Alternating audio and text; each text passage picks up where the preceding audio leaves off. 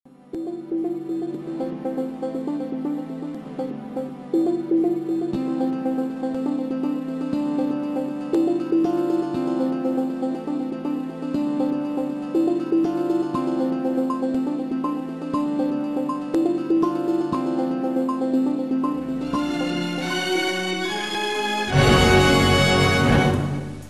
वालेकुम नाजरीन, आपका मेज़बान गयूर अख्तर आपकी खिदमत में हाजिर है।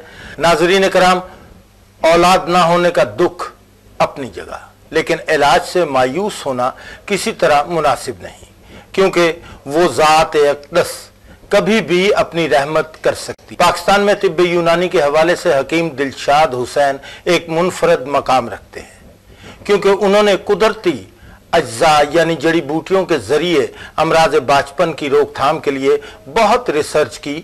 यही नहीं बल्कि इस रिसर्च के बाद जो नबाताती मुरक्कबात तैयार किए गए उन्हें सैकड़ों बे औलाद मरीजों पर आजमाया गया। तो आइए नाजरीन, हम आपकी मुलाकात अमेरिकन इनफर्टिलिटी एसोसिएशन के मेंबर और गोल्ड मेडलिस्ट तबीब जनाब हकीम दिलशाद हुसैन साहब से करवाते हैं। हकीम साहब, मैं आपको इस प्रोग्राम में खुश आमदीद कहता हूँ। हकीम साहब, ये प्रोग्राम हमारे नाजरीन के लिए किस हद तक सनद साबित हो रहा है, इसका अंदाज़ा हम इन खतूत से कर सकते हैं जो कि हमें पाकिस्तान समेत बैरून मुल्क से भी वसूल हुए हैं। आपकी बताई हुई मुफीद बातें इन मरीजों को बिलखुसूस तिब्बी शऊर दे रही हैं जो इन अमराज को लाइलाज समझते हैं, इलाज छोड़ बैठे थे। हकीम साहब, आपने पिछले प्रोग्राम में हाइड्रोसिल के बारे में बताया था, आज आप हमारे नाजरीन को किस बीमारी के बारे में बता रहे हैं? मोहतरम नाजरीन, पिछले प्रोग्राम में खुसियतैन की बीमारियों के हवाले से गुफ्तगू की गई, जिसमें मैंने आपको हाइड्रोसिल के बारे में मालूमात दी। नाजरीन इकराम, खुसियतैन की बहुत सी बीमारी हैं, लेकिन हमारा मौजू चूँकि अमराज बांझपन है, लिहाजा इसी हवाले से बात को आगे बढ़ाते हुए आज मैं आपको ये बताना चाहूँगा कि खुसियतैन का दर्जा हरारत उनकी कारकर्दगी को किस तरह मुतासर करता है। इस दर्जा हरारत के अदम तवाज़ुन से तौलीदी जरासीम पर क्या असरात मुरतब होते हैं। मोहतरम नाजरीन, अगर किसी भी वजह से खुसियतैन के दर्जा हरारत में फ़र्क आ जाए तो इसके असरात स्पर्म पर ज़रूर पड़ते हैं, और इन असरात से 4 किस्म की प्रॉब्लम हो सकती है। नंबर 1, स्पर्म की पैदाइश रुक जाती है। नंबर 2, स्पर्म की तबई तादाद कम हो सकती है। नंबर 3, स्पर्म या तो डेड हो जाते हैं या फिर नीम मुर्दा हो सकते हैं। नंबर 4, या फिर स्पर्म्स नामुकम्मल भी हो सकते हैं। नाज़रीन इकराम, जैसा कि मैंने पहले अर्ज किया था कि खुशिये तौलीदी अमल का अहम रुकन है। इनकी अहम जिम्मेदारी स्पर्म की अफजाइश है, लिहाजा इनकी खराबी को दूर किए बगैर बांझपन से निजात नहीं मिल सकती। नाज़रीन इकराम, खुशिये हर माह में तकरीबन 10 से 20 करोड़ स्पर्म पैदा करते हैं। पैदाइश से ये कबल खुशिये बच्चे के पेट में होते हैं और वलादत से कुछ वक्त पहले ये अपनी थैली में उतर आते हैं। नाज़रीन इकराम, खुशियों का थैली में उतरना लड़के की सेहतमंदी और इनका थैली में ना आना काबिल फ़िक्र बात है। तकरीबन 3% बच्चों को पैदाइश के वक्त ये प्रॉब्लम होती है, यानी खुशिये थैली में नहीं आते। मोहतरम नाज़रीन, अब अहम सवाल ये है कि अगर खुशिये थैली में ना आए तो इससे क्या नुकसान होता है। बात दरअसल ये है कि नस्ल इंसानी को जारी रखने वाली अहम चीज़ यानी स्पर्म की तामीर इन्हीं खुशियों में होती है, और यह बात तस्लीम शुदा है कि स्पर्म की अफजाइश एक मुनासिब दर्जा हरारत में होती है। अल्लाह ताला ने खुशियों को जिस्म से बाहर इसी वजह से रखा है कि उन्हें मुनासिब दर्जा हरारत मिलता रहे। अगर ये जिस्म के अंदर ही रह जाएं तो जिस्म का दर्जा हरारत ज़्यादा होने की वजह से स्पर्म की पैदाइश रुक जाया करती है। नाज़रीन इकराम, खुशियों के अंदर रह जाने से स्पर्म की सेहत पर बुरे असरात मुरतब होते हैं, जिसके नतीजे में मर्दाना बांझपन की शिकायत हो जाती है। इसके अलावा अगर खुदा न खास्ता खुशिये पेट में ही रह जाएं तो इनके गलने सनने से इनमें कैंसर का खतरा मौजूद होता है। अगर बचपन में इस बीमारी की रोकथाम ना की जाए तो जवान होने पर मर्दाना बांझपन जैसी अजियतनाक बीमारी का सामना करना पड़ता है। हकीम साहब, अब हम चलते हैं नाजरीन के खतूत की तरफ जो उन्होंने हमें लिखे हैं और आपकी रहनुमाई चाहते हैं। ये देखिए जी, ये एक पहला ख़त है जो दुबई से मियाँ नज़ीर अहमद साहब ने लिखा है।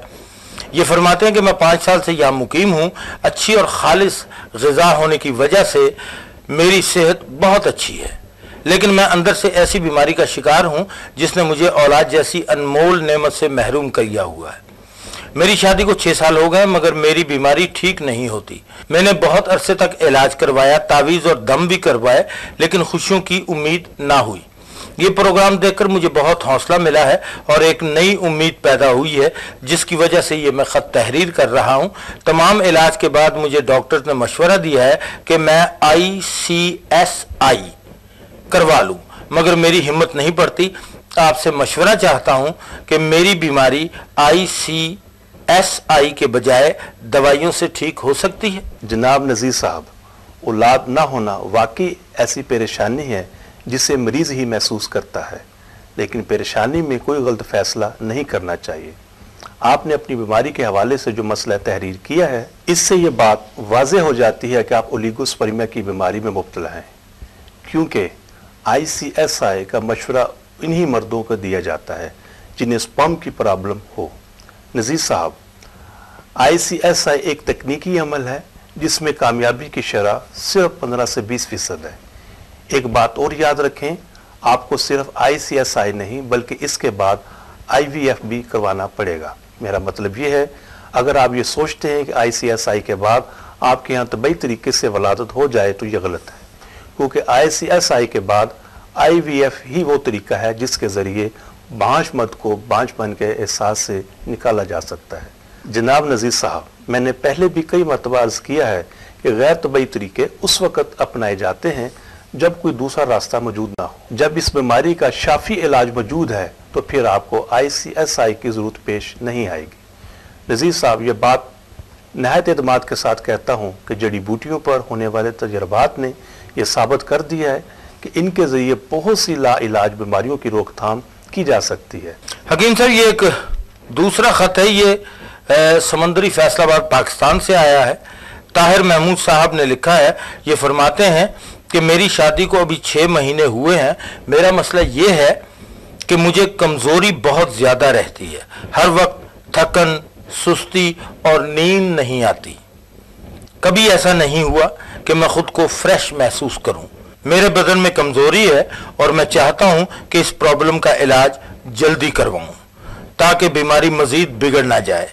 आप बताइए कि ये कमज़ोरी किस वजह से है और किस तरह दूर हो सकती है। जनाब ताहिर साहब, बदनी कमज़ोरी की बहुत सी वजूहात हो सकती हैं, जिनमें ज़ोफ़े जिगर, ज़ोफ़े मैदा, असाबी निज़ाम का ख़राब होना, किसी छूदार बीमारी का असर और ज़्यादा अरसे तक किसी बुखार में मुब्तला रहना। इसके साथ साथ अगर खुदा न खासा शुगर की बीमारी हो तो वो भी जिस्मानी कमज़ोरी, थकन, सुस्ती जैसी अलामात ज़ाहिर करती हैं। मैं आपको मशवरा देता हूँ कि आप सबसे पहले अपनी शुगर चेकअप करवाएं। अगर शुगर नॉर्मल है तो फिर ज़ोफ़े जिगर ही वो अहम सबब है जो आपको कमज़ोरी की तरफ मुब्तला कर रहा है। जनाब ताहिर साहब, आप शुगर चेक करवाने के बाद मुझसे दोबारा रब्ता फरमाएं ताकि बीमारी की मुकम्मल तशख़ीस हो सके। वैसे आप मुतमिन रहिए, क्योंकि जड़ी बूटियों के ज़रिए इस कमज़ोरी का 100% यकीनी इलाज हो सकता है, मगर इसके लिए ज़रूरी है कि सबसे पहले बीमारी के वजूहात का इल्म हो ताकि उसके मुताबिक इलाज तजवीज़ किया जा सके। हकीम साहब, ये